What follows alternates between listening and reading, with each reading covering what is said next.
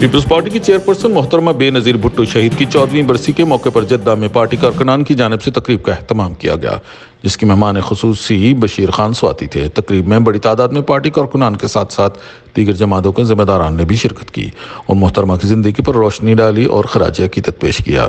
تقریب کی صدارت قائم مقام صدر پاکستان پیپلز پارٹی ملک جاوید نے کی۔ تقریب سے خطاب کرتے ہوئے مہمان خصوصی بشیر خان سواتی اور ملک جاوید نے چیئرپرسن محترمہ بے نظیر بھٹو کو بھرپور خراج عقیدت پیش کیا اور ان کی خدمات کو سراہا۔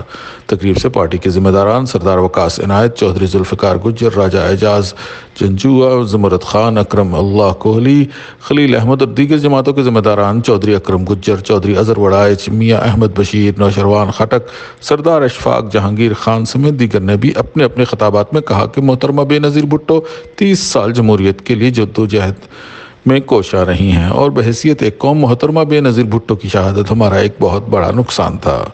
قوم اس پر ہمیشہ افسوس کا اظہار کرتی رہے گی۔ شہید بے نظیر بھٹو نے آئین کی بحالی کے لیے انتھک محنت اور عزم و ہمت کی داستانیں رقم کی۔